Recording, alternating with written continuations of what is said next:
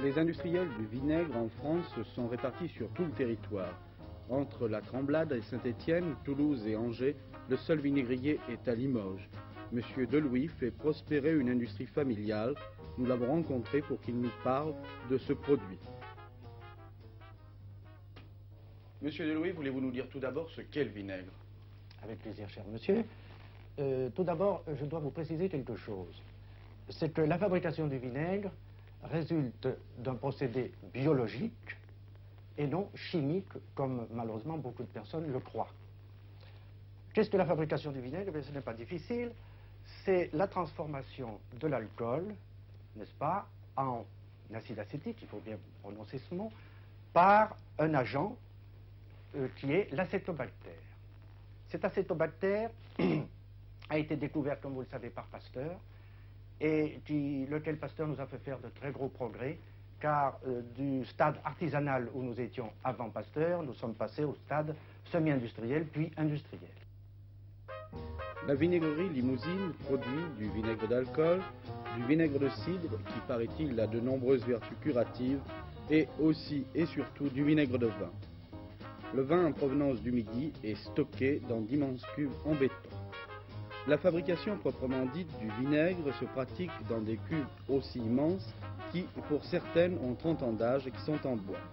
On laisse toujours du vinaigre traité, on met du vin par-dessus et on saupoudre avec de la poussière d'acétobactère.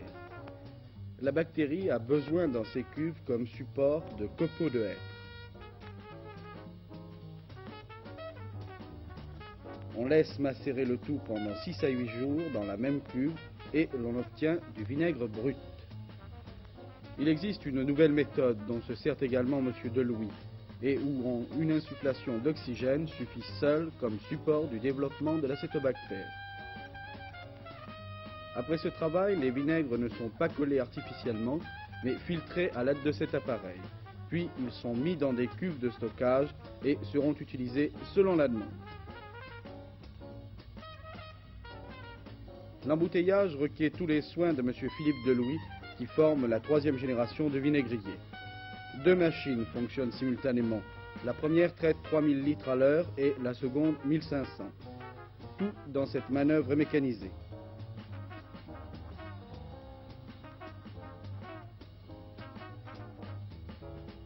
Après avoir été nettoyées, les bouteilles sont placées sur la chaîne et dirigées vers l'appareil qui effectue le remplissage. Et sur cette chaîne s'effectue un balai mécanique, les bouteilles semblant danser devant les hommes. Le remplissage est fait sur un circuit avec un système qui est l'inverse de celui des treilleuses automatiques.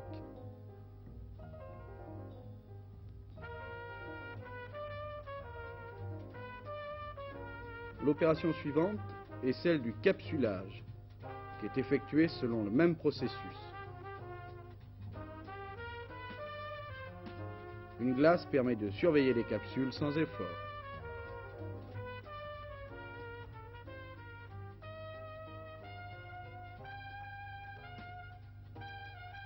Ensuite se fait l'étiquetage par un mouvement rotatif de la bouteille.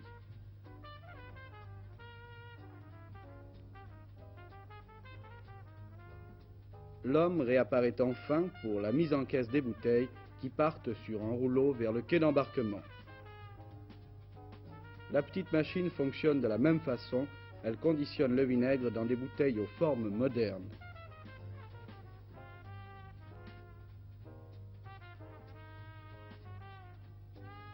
Elles sont ensuite dirigées vers le client.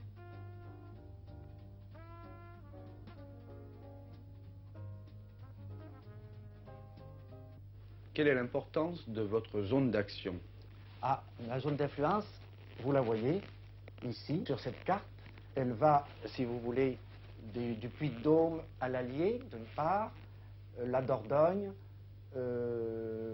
la Charente, la Vienne, les Deux-Sèvres et, bien entendu, les 3 départements de notre région économique.